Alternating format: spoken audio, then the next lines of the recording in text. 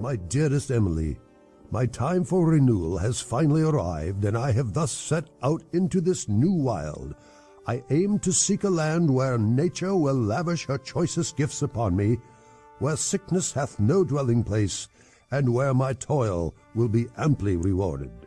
I see this as the dawn of a new life for me, a rebirth from the trappings and miasms of society. It is my final chance to explore both myself and the world around me. And I must say that I am so very comforted by the thought of your eyes soaking up my rambling words. It is sincerely my belief that our continued correspondence will encourage me to seek out the truths that have scattered themselves across the span of time, a time which flows like that of a wild river.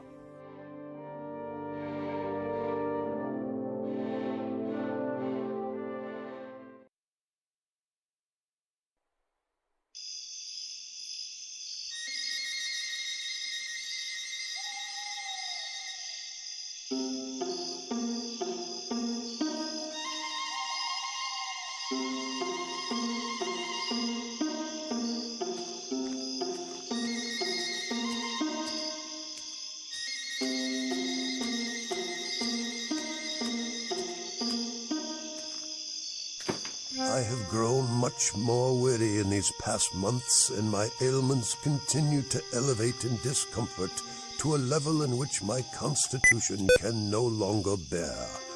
In a recent moment of serendipity, I conversed with a gentleman upon his return from the wild north. He proclaimed that a few days spent among the brooks, rivers, and lakes of this bracing climate had rendered him quite robust and healthy. He recommends such an excursion to many an invalid as far superior to quack medicines and expensive nostrums. I now plan to seek out and settle in a clime as he described, praying for the similar transformative effect to bestow itself upon me.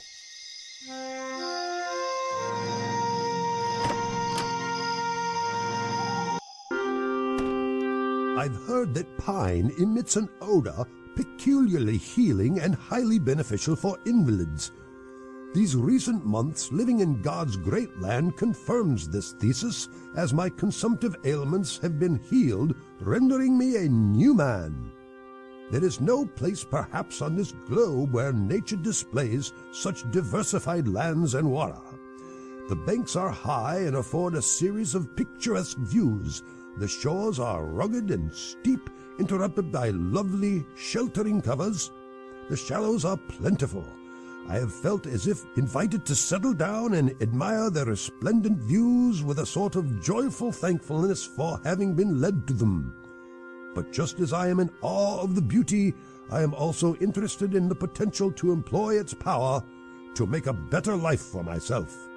I have concluded that the only way to investigate more wonderment is to strike out and explore the vast realm that lies beyond my door.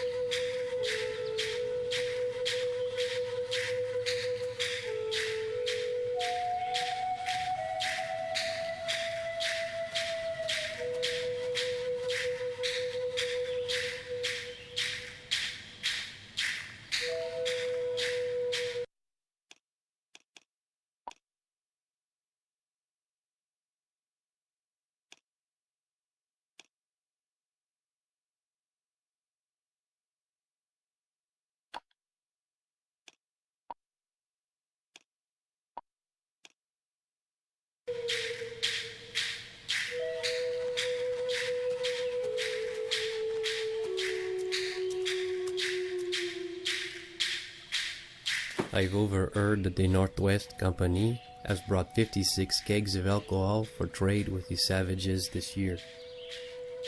With my 8 kegs from the XY company, we should have enough between us to trade more than 7 gallons of liquor for every single adult Sioux and Chippewa in the entire river valley.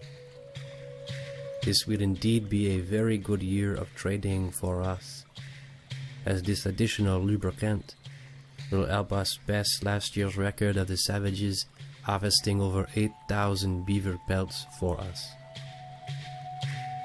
Michel Cureau, 1805. Agu gichi mokumanug wenji widegamanung agu ashkanawig gichi dagi badiziwag wewib igo ije bonendanawad wiganish you ogikino amago winama wenin inu gichi aya aminanin waya benda ikawad pi dash kiwenjia niboa inu ogokino amago winan dawin gida hijinasiman Gigit sa tawanamiwag higu hojibweg minawa gawin awiya oga gikeni masiwan winesh in a way mawat winawa mikdash zagaswe edi winawag iu odiskade manan bisho iu chipikong gigagige ishi atawe igewad gichi weshkin 1820 Nindugama kandagaman nimbama bizamananeg o ow izaweg bizayang Anishana, Aking Migawewen, Gakana. Mish Adawe Winawanag, Minawa, Gichi Mukomanag, Azagwa, Oma, Gashkatuwad, Anje, Izachagayang, Ninawind, Igo, Al, Aking.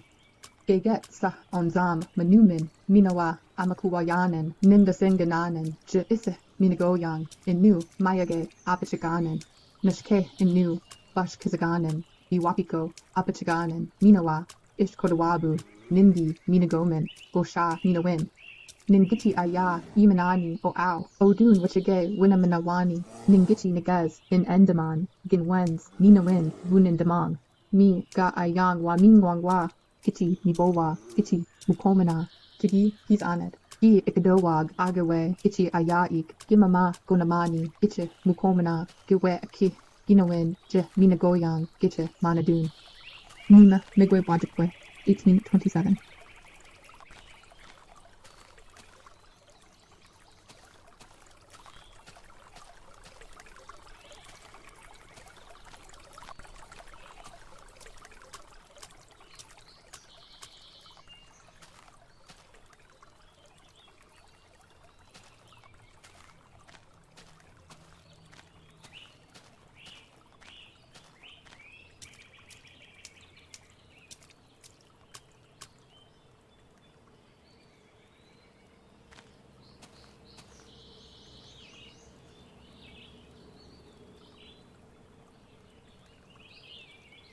To the governor of the territory. With this letter being unofficial and private, I may with safety give you a more extensive view of our policy respecting the Indians. In order to promote this disposition to exchange lands, which they have to spare and we want, we shall push our trading uses.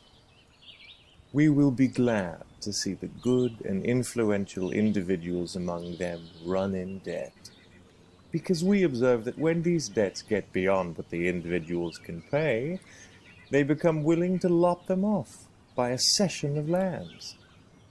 In this way, our settlements will gradually circumscribe and approach the Indians, and they will in time either incorporate with us as citizens of the United States or a move beyond the Mississippi. President Thomas Jefferson, 1803.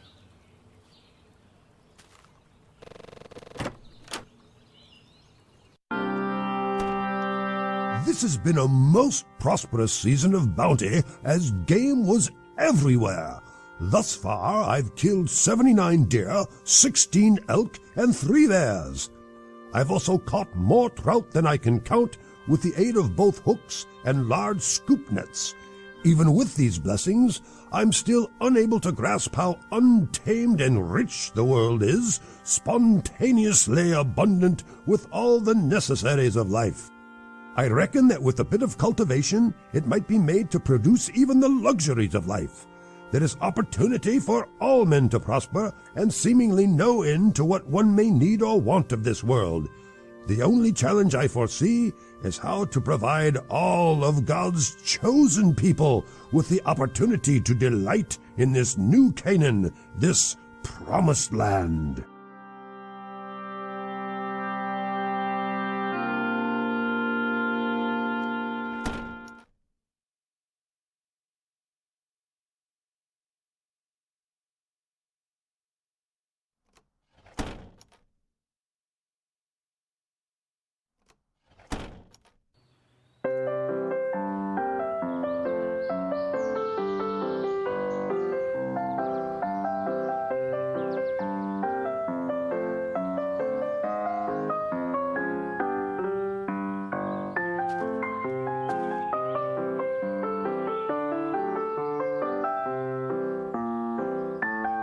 We signed treaty in 1837 to share our land with the white man. We said that when our grandchildren grows old, we will once again return to this land. But now the great Father beyond the mountains forbids us to even hunt or fish on these lands. We now depend on the whites for food and clothing more than ever before.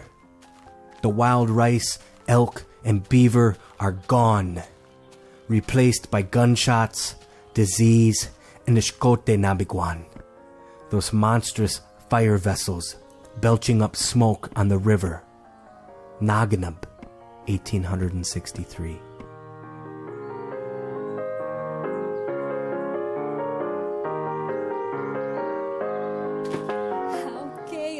It has been traveling up the river on this stern wheeler of considerable prowess. It has been so exciting to experience nature without a worry for pesky bugs or animal attacks. Yesterday, from the safety and comfort of our boat, we were lucky enough to see savages, just as the captain said we might. We were amused by the pranks of the half-naked Indian children who ran into the waves raised by the steamboat wheels, flinging water about with exulting shouts, while a hard-featured savage, with a yell as of defiance, shot his canoe directly across the channel before the boat. What an authentic wilderness experience I've had thus far in this northern territory. Elizabeth Elliott, 1853. What a pleasurable time me and the boys have had this week on the river. Our steamer captain promised a braggart's bounty of fish and fowl, and he has delivered on his promise tenfold. Immediately after the Enterprise departed shore, we constructed a bulkhead around the forward guards of the lower deck, a precaution rendered necessary for us to shoot waterfowl unobserved. After more than 30 brace of geese were expunged, we turned our sights to the sky overhead, which hung heavy with a thick flock of passenger pigeons. I fired my double barrel into a flock and brought down 52 pigeons at once, which must be a local record of sorts. Ebenezer Ayers, 1862. My boat is usually a smart and lively little craft that can run like a scared owl over a dry sandbar, but this trip has struck us on bars a dozen times thus far. These unavoidable detentions, on account of the low stage of water, floating logs from lumber companies, and heavy freight, each involve a delay of several hours. The slow working over a formidable sandbar when one's time is precious is about as severe a test of patience as could well be devised. Now and then, all hands had to leap ashore and cut down wood from the shore to feed the engine while the Knapp thus labored along. Oscar F. Knapp, captain of the G.B. Knapp, 1867.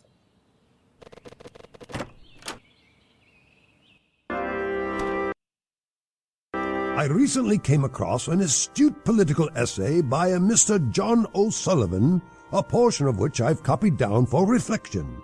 Quote, "And that claim is by the right of our manifest destiny to overspread and to possess the whole of the continent which Providence has given us for the development of the great experiment of liberty and federated self-government entrusted to us." End quote. And how right he is.